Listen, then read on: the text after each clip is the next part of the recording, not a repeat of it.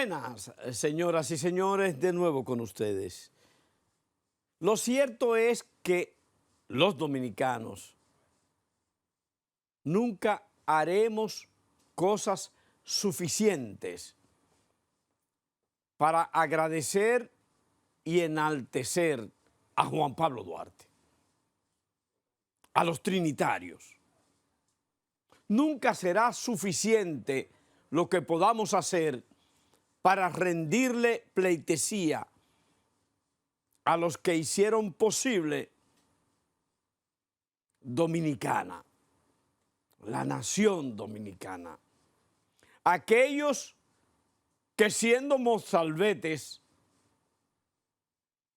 apenas jovenzuelos en pantalones cortos hicieran posible soñar con la construcción de una nación libre, soberana, independiente, particular y propia. Y que hoy podamos nosotros, los descendientes de los trinitarios, poder ufanarnos en decir que somos dominicanos. Dominicano soy. A profundidad, en conocimiento de que pertenecemos a un espacio dentro del globo terráqueo propio, particular, de gente buena, decente. Usted podrá irse doquiera a cualquier lugar del mundo y sin embargo lleva en el corazón la particular presencia de una patria, de un emblema tricolor. Nunca será suficiente lo que podamos hacer para agradecerle a Duarte, para agradecerle a los trinitarios, a esos que al despuntar un día, 27 de febrero de 1844, salieran de una bodega, lo que hoy sigue siendo un colmado,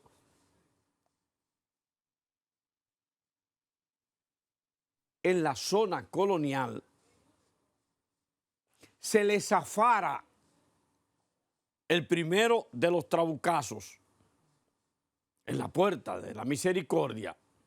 Ese colmado que está ahí donde celebran cada cierto tiempo el romódromo, era una bodega donde estuvieron los que salieron de ahí a lanzar el trabucazo, teniendo como señal las teas encendidas porque no había luz eléctrica,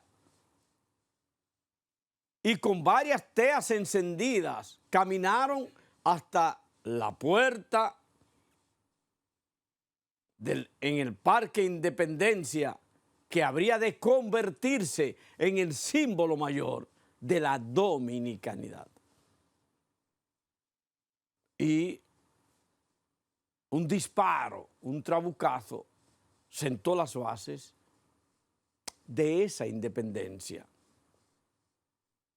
Y esto hay que insistir en ello, y hay que volver a decirlo y repetirlo, y hacer que nuestros hijos, nuestros nietos, nuestros bisnietos, miren, recuerden, reproduzcan, repitan, repliquen lo que sucedió un 27 de febrero de 1844 y el sueño de Duarte. no bastaría tiempo suficiente para decir Duarte, Juan Pablo Duarte. Justo el Archivo General de la Nación elaboró el vecindario de Duarte y puso en su plataforma esta conferencia que nosotros queremos replicarla en esta noche. Duarte, Juan Pablo Duarte. Muy buenas noches, sean todos bienvenidos. Es un placer para mí volver a encontrarme con ustedes en este año 2024. Gracias por aceptar nuestra invitación y por participar en el programa de actividades que el Archivo General de la Nación prepara especialmente para ustedes. El día de hoy conmemoramos el natalicio de Juan Pablo Duarte y queremos celebrar su vida, sus aportes y también su legado.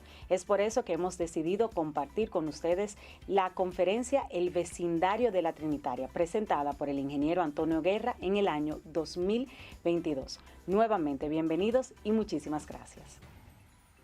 Bueno, comenzamos hoy con la presentación del Vecindario de la Trinitaria. Lo primero que quiero indicarles, primero, antes que nada, muchas gracias, Karina, que no te había dado las gracias realmente, porque tuve problemas con el sistema y vamos a tratar de hacer esto bastante resumido. En primer lugar, hemos titulado esta ponencia El Vecindario de la Trinitaria. Y quiero que ustedes vean, sobre todo en la imagen a la derecha, que tenemos la Cuesta de San Diego, tenemos el Alcázar de Colón y tenemos una serie de casas aquí que estamos visualizando que estaban frente al Alcázar de Colón. Este era el solar del almirante.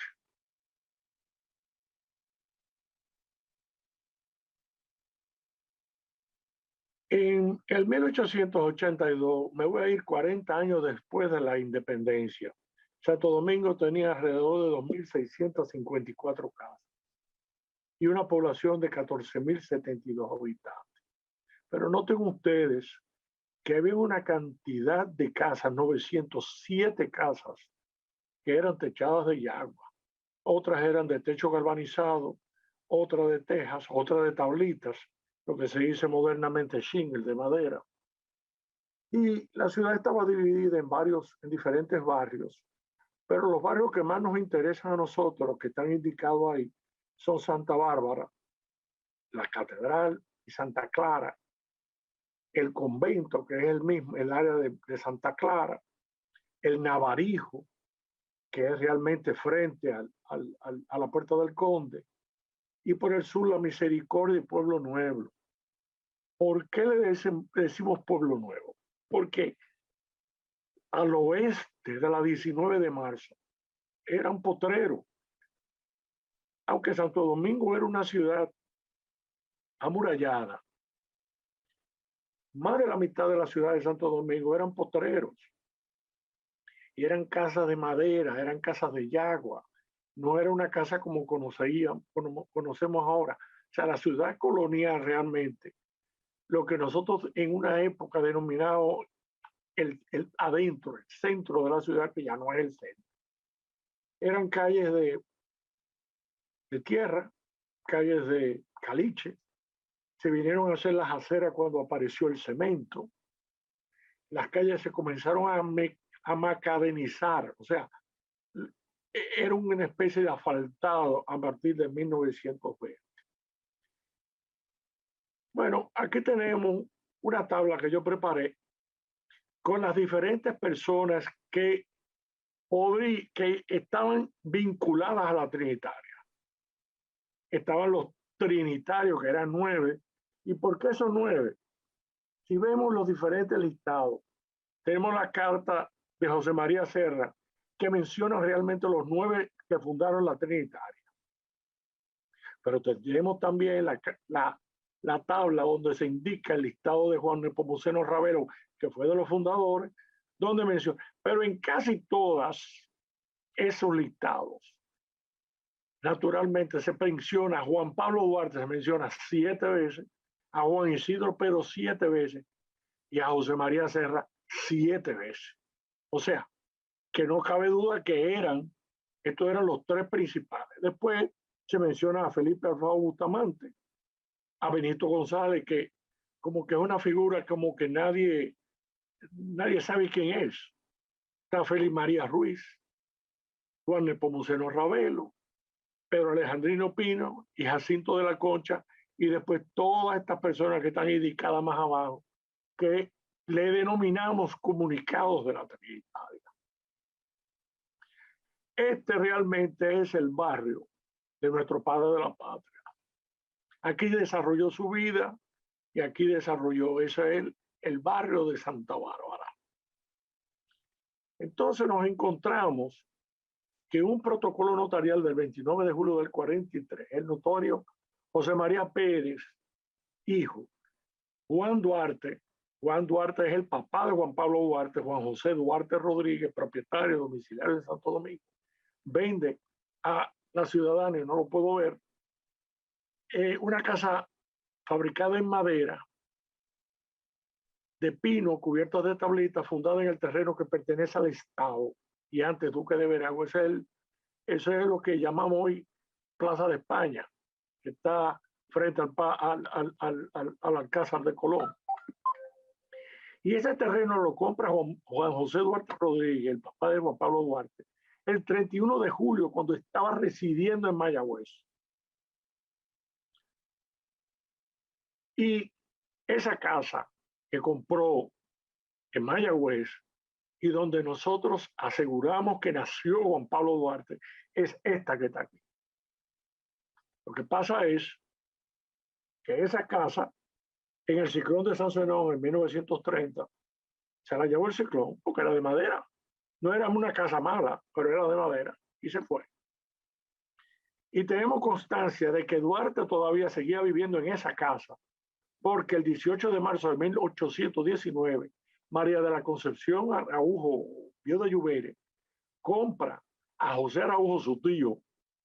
José Araujo, vale, era una casa techada de tablitas en la Plaza de la Verdura, en suelo propio del Mayorazgo de Garay, que es a lo que nos referimos, la Plaza de España, a quien se paga el 1 de enero, pero tiene a un lado, fíjense ustedes, a Juan Duarte, que es Juan José Duarte Rodríguez, y por el otro lado a Manuel Carvajal. Pero noten ustedes que el albacea testamentario es Antonio Lluvere, que es Antonio Lluvere Vendrell, el padre de la novia de Duarte, que era Prudencia Lluvere Álvarez. Yo no dudamos ni tenemos nos motiva a pensar que ya Juan Pablo Duarte conocía y se enamora de Prudencia Lluvere Álvarez para esa época, porque eran prácticamente vecinos. O sea, su tía era vecina de ellos. Y eso es el 1819. O sea que Duarte tendría ahí 6 años. Esa es la plaza, ese era el mercado, y esta es la Casa del Cordón. Ese mercado desaparece también en 1830, perdón, 1930, aunque ese mercado no existía en la época de los trinitarios. Fue construido posteriormente. Viéndolo en el mapa actual de Santo Domingo, tenemos que ahí tenemos el lugar de la casa comprada en Mayagüez el 31 de julio de 1804, vendida a Martina de Castro en fecha 29 de junio. O sea, que fíjense ustedes, este es el Alcázar de Colón, ahí existía el caserío que estamos hablando, y ahí estaría la casa donde nacería Juan Pablo Duarte. Aquí tenemos otro sitio de la casa que se compró Andrés Burgo en el 14, que fue vendida por Rosa Duarte. Esa casa le fue donada a Juan Pablo Duarte antes de marcharse en el 6 de julio, cuando estaba próximo a marcharse al exilio por la invasión de Charles Gerard, el que sucedió ayer. Aquí tenemos la casa comprada el 16 de agosto de 1829 a Juan Santín por Juan José Duarte Rodríguez. Esa es la casa actual donde está ubicado el Instituto Duartiano, que ya reconocen que ahí no nació Duarte, sino que ahí vivió y ahí realmente desarrolló su pensamiento independentista. Y también tenemos que ahí, en este sitio, estaba la casa, está la casa, porque eso no se destruyó, eso eran casas de mampostería. La casa de negocio comprada el 1 de febrero a Francisco Pou y vendida por su viuda Manuela Díaz y sus hijos. Ese era donde tenía el negocio Juan José Duarte Rodrigo. No aquí en la zona de la Tarazana. En la zona de la Tarazana donde estaba era el negocio de los Ginebra, donde se refugió Duarte, donde estaba la casa de José y Francisco Ginebra Pou, que eso eran muy amigos de Juan Pablo Duarte y le dieron refugio cuando Charles Herrera lo estaba persiguiendo en el 43. Si lo vemos en un mapa del 1882, vamos a ver que se nota, como estoy indicando ahí, que aquí está la casa de Colón. Fíjense ustedes que esto era un caserío, o sea, era un sitio de casas que corresponde hoy en día a la Plaza de España. Aquí también tenemos la casa que hoy actualmente el Instituto Duartiano, que fue comprado el 26 de agosto del 29 a Juan Santín y fue vendida a todo lo que da el 29 de noviembre de 1844, porque la familia Duarte le dijeron, Pedro Santana le ordenó a la familia Duarte, no a Duarte solamente, no, a la mamá, a las hermanas, todos le ordenó que se fueran del país. Es la única persona que yo he visto de los trinitarios de los héroes de la independencia que fue prácticamente borrada, lo expulsaron. Tenemos el pasaporte de expulsión de la familia Duarte. Entonces tuvieron que vender la casa apresuradamente a Juan Jiménez y el negocio que tenía don Juan José Duarte Rodríguez se lo tuvo que vender al coronel de la Marina, Juan Bautista Cambiaso Chisiones, el fundador de la Marina. Aquí tenemos la casa que le compró, que le regalaron a Juan Pablo Duarte, que la utilizó, la vendió su hermana Rosa Duarte, que era su apoderada, para buscar dinero para el exilio. Entonces, si lo vemos actualmente, cada vez que vamos a la Plaza de España, aquí tenemos el Alcázar de Colón. ¿Dónde nacería Duarte? Bueno, Duarte nacería en ese sitio, en esa ubicación. Pero todas esas casas que existían ahí se fueron con el ciclón de San Sebastián. Y ahí estaría el negocio del papá, de Juan José Duarte Rodríguez. No al doblar, y coincide conmigo el historiador Máximo Coascú Rodríguez. Eso fue publicado en La Nación el 4 de octubre de 1943. O sea que hay que hacer una serie de correcciones y precisiones. Luego, dentro de los trinitarios tenemos una familia muy importante. Para mí, en segundo lugar, porque fue donde se funda la Trinitaria, que es en casa de doña Josefa Pérez de la Paz, doña Chepita. Y ahí vivía con ella, Juan Isidro Pérez. No podemos decir que era el hijo biológico de doña Chepita, porque en el acta de nacimiento de Juan Isidro Pérez dice que es hijo de padre desconocido. Pero doña Chepita lo acoge como madre. Pero también ahí vivía doña Altagracia Pereira Pérez. Y vamos a ver quién era ahorita cuando enseñemos un cuadro de ascendencia, de descendencia. Pues aquí estaba la iglesia de Nuestra Señora del Carmen, aquí estaba el hospital de San Andrés, y aquí está donde estaba la casa de doña Chepita. No está la casa desapareció, era un bohío. Todo ese sector, desde la 19 de marzo para allá, le decían Pueblo Nuevo. No había casas de mampostería, todo eran casas, bohíos. Entonces, ahí estaba la casa de doña Chepita. ahí está una firma de doña Chepita. Y nos encontramos que para 1925, él sale en La Opinión, en la revista La Opinión, que están destruyendo la casa de doña Chepita. Realmente esa no era la casa de doña Chepita, pero era el lugar. Y dice, un incalificable atentado. Están procediendo al derribe de la casa donde reunían los trinitarios.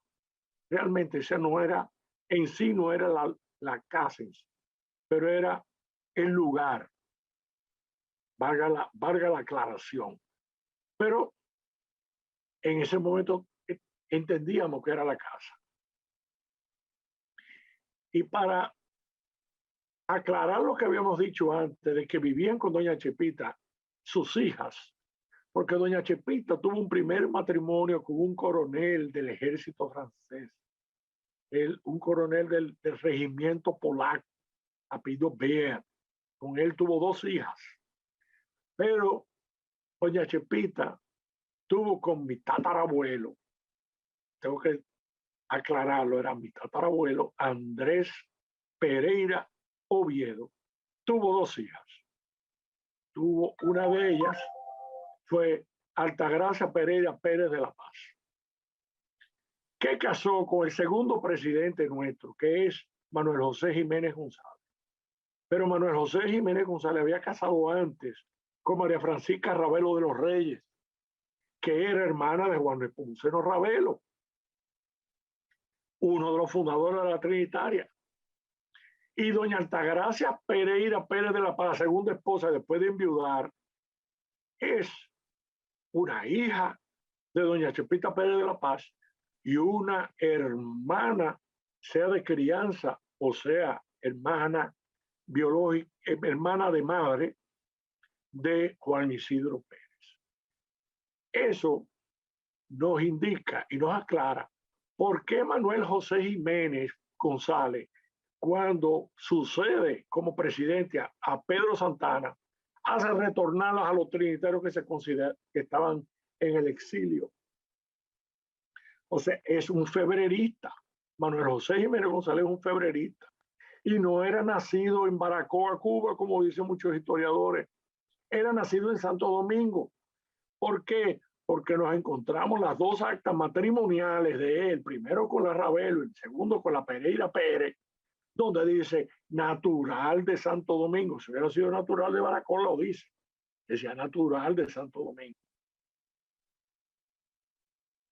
Pues vamos al segundo miembro de la Trinitaria, muy importante, que es Félix de la Mercedes o Félix María Ruiz del Rosario.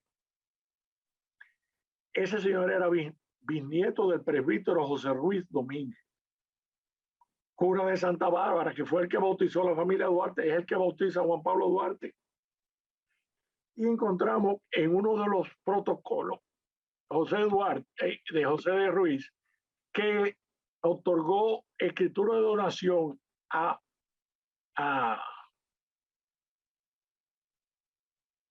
María del Socorro Rosario, su consanguínea, y su legítimo nieto, Antonio Ruiz, de unas 2 caballerías de tierra en Castillo San José. Ambos mueren, los 2 últimos, dejando a su abrigo. O sea, que quien cría a Félix María Ruiz es nada más y nada menos que el que bautiza el presbítero de Santa Bárbara. Y tengo que hacer una aclaración. El presbítero José Ruiz, antes de ser cura, se había casado con Juana de Peña y había enviudado y tuvo con ella 4 hijos. Luego pasó a ser cura, era un individuo muy sobresaliente, lo manifiesta su bisnieto cuando dice que ellos, desde cuando se fue a Mérida, mencionan claramente que ellos leían las obras que estaban en la biblioteca de su ascendiente en Santa Bárbara. O sea, que donde realmente Félix María Ruiz de Rosario, donde se cría, es con su bisabuelo. Y aquí tenemos el testamento del presbítero José Ruiz Domínguez, donde reitera otra vez que él deja parte de su bien, una quinta parte de su bien, al niño Félix Ruiz, hijo de Socorro de Rosario. No nació en Asua, como se dice. Félix María Ruiz de Rosario nace en Santo Domingo y quien realmente lo acoge es su bisabuelo.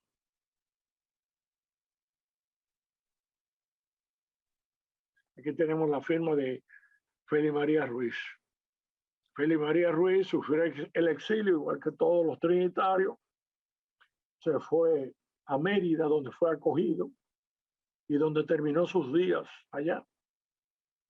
Había enviudado de la Galván, que sí era de Asua, y en Mérida, Venezuela, se volvió a casar y tuvo 2 hijos por allá. Naturalmente fue traído en 1913, en 1913 fue traído al país de vuelta y está enterrado. Y era un individuo que estudió en Estados Unidos encuadernación. Y aquí aparece un anuncio de él en el periódico El Dominicano del 28 de marzo del 46. Y decía que residía y tenía su taller en la casa de los curas, en la catedral, la plazuela de los Cuyos. O sea, en el lado sur de la catedral tenía él su taller de encuadernación. Aquí está lo que llamamos el Callejón de los Curas, al sur de nuestra catedral. Y aquí está el anuncio de don Félix María Ruiz. Realmente sería ahí donde estaría el taller de él. Otra figura que casi no mencionan, y este es el representante de Santiago de los Caballeros. Aquí tenemos el testamento de Félix González Zapata. Félix González Zapata es el padre de Benito González Jiménez, que como ustedes vieron, se menciona 6 veces en los listados de los trinitarios.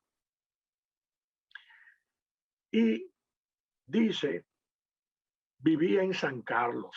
San Carlos en ese momento no era parte de la capital. San Carlos estaba extramuros de Santo Domingo. En el 1913 es que San Carlos, la común de San Carlos, se acoge dentro de la capital. Pero hasta 1903 San Carlos era totalmente una común aparte de la capital. Inclusive los terrenos de San Carlos llegaban hasta Jaina y por el norte llegaban incluso hasta Yamasá. Entonces vemos que Félix González Zapata, el padre de Benito González, está haciendo testamento en la calle Real de San Carlos el 21 de enero ante los notarios Remigio del Castillo, Tomás Bobadilla y Briones, que eran socios. Dice, ser natural de Santiago de los Caballeros, hijo de Francisco de los Santos y Beatriz Zapata. Dice que nunca ha tenido hijos, pero después nos damos cuenta que sí, que tenía a Benito y a Blas González, porque Benito cuando hace testamento se refiere a él. Pero fíjense ustedes que los testigos son Juan Isidro Pérez y Tomás Troncoso. O sea que los trinitarios se conocían. Ahora, ya que estamos hablando de San Carlos, hay que recordar que en San Carlos, donde primero se comenzaron a reunir los trinitarios antes de reunirse en la iglesia del Carmen, se reunían con el padre Gaspar Hernández en la iglesia de San Carlos. Y por eso es que nos vamos a encontrar con que varios de los trinitarios provenían de San Carlos. El primero que estamos mencionando es Benito González Jiménez, que tampoco era tan joven como los trinitarios. Como la mayoría de los trinitarios, don Benito González Jiménez nació en 1888. O sea que le llevaba a Juan Pablo Duarte casi 20 años. Esta sería la residencia de Félix González Zapata en la hoy 30 de marzo, que es la calle Real de San Carlos en esa época. Y esta es la residencia de Benito González para 1842, que era la calle de la iglesia que hoy se llama Calle Trinitaria. Cuando hace el testamento, don Benito González Jiménez dice que en su casa un muelle de palma, techado de agua, como todas las casas que existían en esa época, en la calle de la iglesia de San Carlos, con su frente al norte, calle que va de la iglesia al Camino de Santiago. Murió con 96 años. Llegó a ser alcalde de San Carlos. Y para los que creen que toda la Trinidad estaba conformada por capitaleños, aquí tenemos la representación de Santiago de los Caballeros. Era hijo de santiaguero, de santiaguense.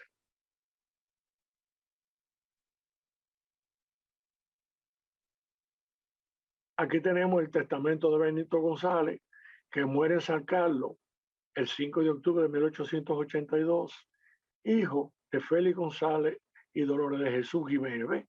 Menciona al que había dicho que no tenía hijos, pero a veces los mismos notarios se equivocan, o los mismos escribientes.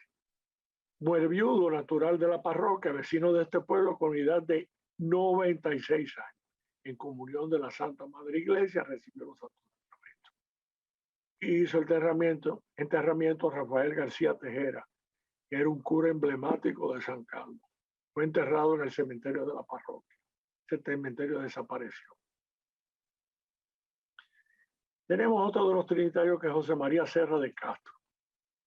José María Serra es realmente el primer periodista que tenemos en la época republicana.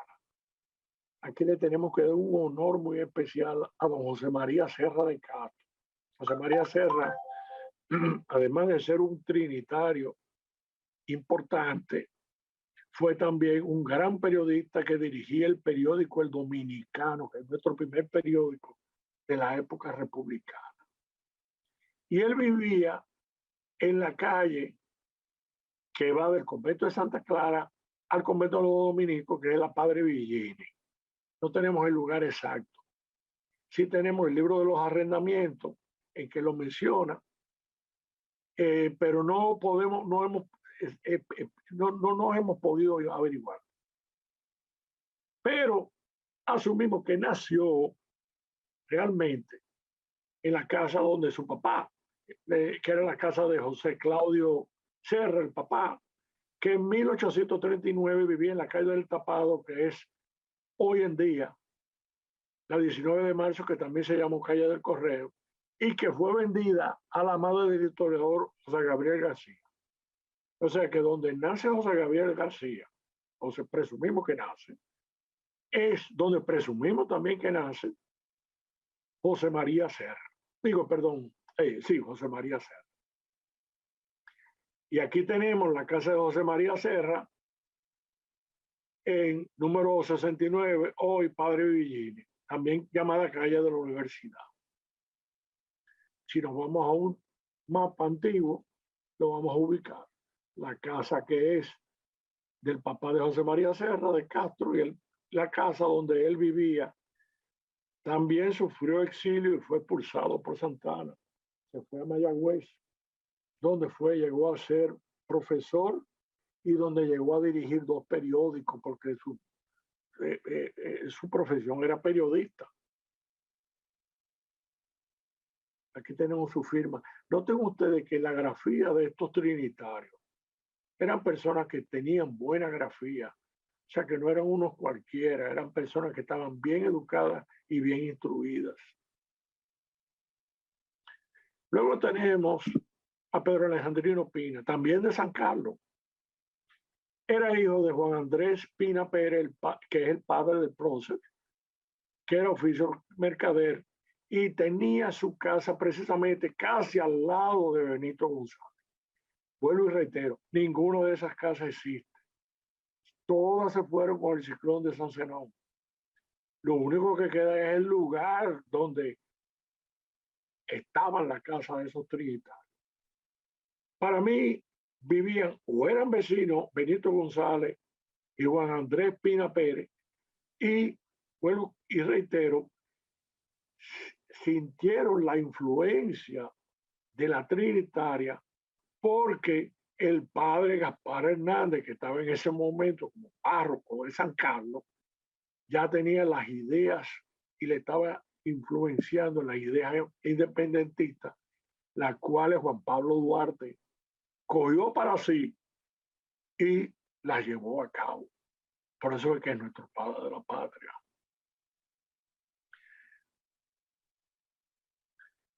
Luego vemos que Pedro Alejandrino Pina se muda a un lugar para la época de la Trinitaria, se muda hacia el Navarijo. ¿Qué era el Navarijo? El Navarijo era un barrio de la capital, situado en la ciudad colonial, zona amurallada, que está, que los linderos de ese barrio era la Palo Hincado hacia el oeste, la Arzobispo Núñez hacia el sur, la calle Mercedes hacia el norte y la 19 de marzo hacia el este. Y la arteria principal era la calle El Conde. Mi papá nació en la calle Separación, como se llamaba la calle El Conde en un momento dado. Nació en la calle El Conde o Separación número 13. Y en el 1930, cuando ocurre el ciclón de San Zenón, la casa de mi papá se fue. O sea, que le está hablando de un doliente. Mi papá me contaba cómo se le fue su casa en el ciclón de San Zenón. Lo dejó sin ropa, lo dejó sin nada. Y la ciudad de Santo Domingo, todo eso que ustedes ven de la 19 de marzo hasta la Puerta del Conde, prácticamente desapareció. Pues ahí estaba la casa de Pedro Alejandrino Pina hacia 1844, pero en esta casa vivía don Vicente Ignacio Bona Pérez, que los hijos eran primos de Pedro Alejandrino Pina. O sea, ahí es que doña María de la Concepción Bona Hernández hace la primera bandera dominicana, que es llevada desde ahí al altar de la patria o la Puerta del Conde, que quedaba al frente y estaba en esa memorable noche del 27 de febrero. Tenemos dos lugares emblemáticos de la ciudad de Santo Domingo, donde estaba el Pedro Alejandrino Pina y donde se hace nuestra primera bandera. Ahí está la firma de Pedro Alejandrino Pina. Otra familia que eran de San Carlos eran los Ravelos. Esos Ravelos venían realmente como se debe de escribir, porque es un apellido de origen portugués. Como se debe de escribir es con B, no con V. Y tenemos el primer Luis Ravelo, de donde descienden todos los Ravelos de nuestro país. Y tenemos el acta de enterramiento de Tomás Luis Ravelo en fecha 20 de junio de 1777. Dice que es natural de Tenerife, de la isla de Tenerife, las Canarias. O sea, era isleño, hijo legítimo de Francisco Ravelo y María Luis. Muerto el 19, enterrado en la iglesia de San Carlos. Pena que no se encuentran, porque todos son enterramientos. Muchos desaparecieron, hay algunas lápidas en la iglesia de San Carlos. Pero esas son las cosas nuestras. Agustín Ravelo, el padre de Juan Nepomuceno Ravelo, nos testó, tenemos el testamento, el 22 de septiembre del 49, dice ser hijo legítimo de José Ravelo y de Isabel Hernández. El 4 de mayo vende al señor Rudecindo Pimentel Acevedo, un prócer también de la independencia, que fue fusilado por Santana, o mandado fusilar por Santana. Coronel del Escuadrón de Caballería de Baní, una casa baja prefabricada. Tenemos una foto de San Carlos a finales de 1800 y tenemos una foto del Parque Colón donde aparece esta casa, que la vamos a ver. En ese momento se estaba construyendo la torre de reloj del viejo ayuntamiento de Santo Domingo, en la calle El Conde, esquina de Arzobispo Miriño. Aquí tenemos una foto inédita que me mandó un descendiente de Juan Nepomuceno Ravelo. Esa foto fue tomada en Santiago de Cuba en 1872. Y tenemos que Juan Nepomuceno Ravelo se muda de San Carlos y se va a vivir frente al Parque Colón, a este sitio. Esas casas que eran de mampostería fueron destruidas para dar paso a la modernidad, como decían los anuncios de principios del 1900.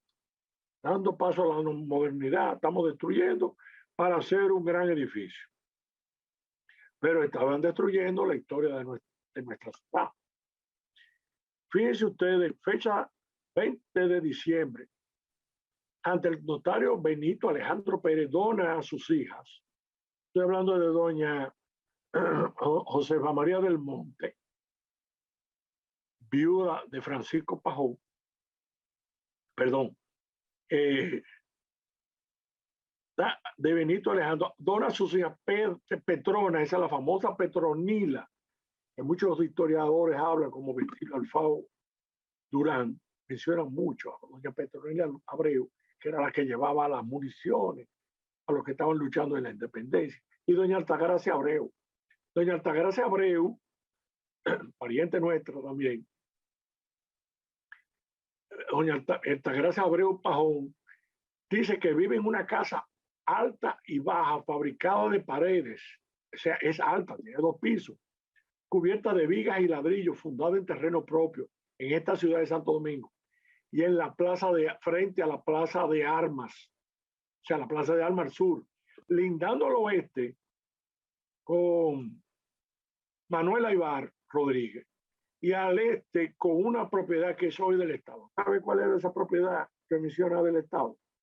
Esa casa era la casa que le tenían asignada a Boyer, al presidente de Haití, que la cual fue confiscada, como muchas otras casas de los jerarcas haitianos que estaban aquí en el 44, muchas casas de ellos fueron confiscadas en junio del 1844. O sea, que por el este, con una propiedad que es hoy del Estado, por el este, esta casa era la casa de Boyer. Nunca llegó a estar aquí. Hemos leído y no creo que haya estado aquí. Esta de la esquina era de el coronel Cosín, que era el comandante del regimiento 32. Aquí está el Palacio de Bourgelat, donde vivía Girón Bourgelat, que también le fueron confiscadas todas las propiedades que tenía. Tenía muchísimas propiedades Girón Bourgelat. Pues ahí, vecino de Juan Nepomuceno Ravelo, estaba la casa del presidente haitiano, de Boyer, el que nos invadió en el 22.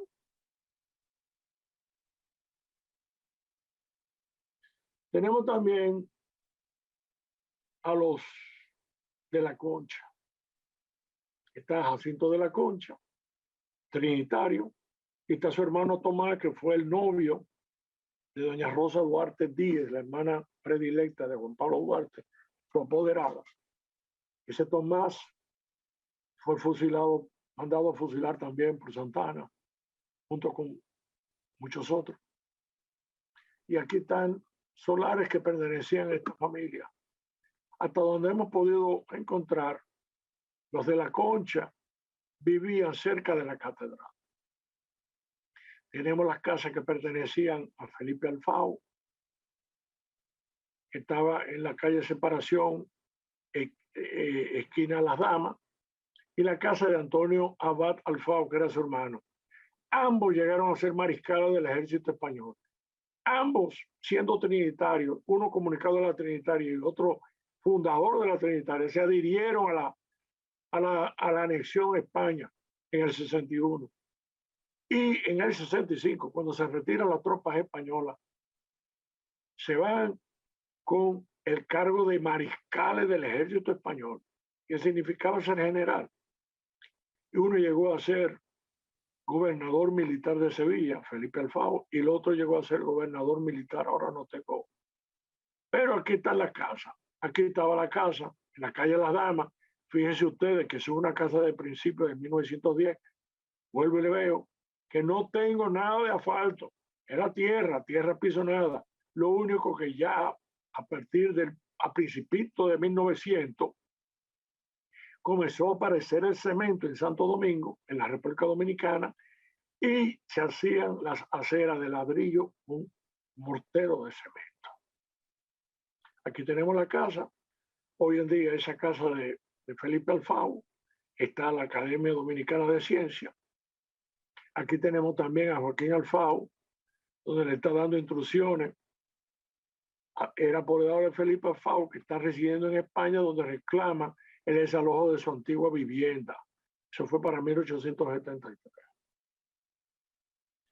Tenemos también la casa que fue del mariscal Antonio Alfau, Abad Alfau, que es una casa interesantísima porque tiene los famosos balcones. La mayoría de las casas de las Mercedes, la calle de las Mercedes, eran casas que tenían los balcones internos. Son casas preciosas. Ahí hubo un restaurante. Pero la casa era tan importante que cuando estuvo José Martín en nuestro país, en 1895, se alojó en esa casa. La casa que había sido del mariscal Antonio Abad Alfau. Tenemos a Francisco de Rosario Sánchez, que aunque vimos en la tabla que no era de los 9 fundadores de la Trinitaria, se considera uno de los padres de la patria. Aunque para mí creo que nada más hubo un padre de la patria, que fue Juan Pablo Duarte, pero hay que darle el lugar a Francisco de Rosario Sánchez, porque la verdad es que dio su vida por este país. Aquí tenemos que dice que tiene 2 solares heredados por su madre. Vuelvo a repetir, está en Pueblo Nuevo. Pueblo Nuevo se le decía en Santo Domingo, dentro de la ciudad de Intramuros, a la parte que estaba al oeste de la 19 de marzo. Eran casas todas de yagua. O sea que ahí está la foto. Aquí tenemos donde dice la tradición que nació Francisco de Rosario Sánchez. Está hoy en día en la 19 de marzo. Aquí está donde estaban las casas de su madre. La madre tenía varias propiedades, Olaya de Rosario, y también Narciso Sánchez, su papá, tenía varias propiedades en Pueblo Nuevo. Y aquí está la casa donde vivía el prócer con su hermana Socorro, hasta 1853, en la calle San Andrés, que es la calle Santo Medio hoy en día. Llevándolo al mapa antiguo, nos encontramos donde nacería Francisco Rosario Sánchez, donde tenía las propiedades de su madre, Olaya de Rosario, que realmente decimos que es Olaya, pero es Eulalia. Y aquí se cambió, le decían Olaya. Después tenemos, y esto lo he puesto el acta bautismal de Ramón Mella, no Matías Ramón, sino Ramón Mella. Ahí está muy claro, dice Ramón, de 11 días de nacido, hijo legítimo de Antonio Mella y Francisca Castillo, natural de esta ciudad. ¿Por qué viene el Matías? Viene el Matías porque al nacer el 25 de febrero, ese día, el santoral católico de esa época coincidía con el día de San Matías. Y en un momento dado aparece Ramón M. Mella y nada más tengo una firma donde aparece M. Ramón Mella. Yo me quedo con Ramón y creo que debe de aclararse eso y no seguir dándole vuelta al Matías Ramón, sino Ramón Matías, si lo quieren poner los dos nombres. Y él, como firmaba, cuando firmó viviendo ya en Puerto Plata, decía Ramón Mella, y también para 1840, en la década del 40, también firmaba como Ramón Mella. ¿Dónde vivía Mella? Bueno, según la tradición, y yo creo también, vivía detrás de Doña Chepita. Aquí tenemos la casa de Doña Chepita y Ramón Mella habría nacido o vivía patio con Doña Chepita. nos da, eso nos obliga a creer que realmente él tuvo conocimiento de la Trinitaria porque era vecino, vivía patio con patio, igual que Juan Sánchez, Francisco de Rosario Sánchez. Francisco de Rosario Sánchez vivía por esta zona, en esta misma zona. O sea que los dos pertenecían a Pueblo Nuevo, igual que Juan Isidro Pérez. Y aquí termino y le doy las gracias por haber estado conmigo.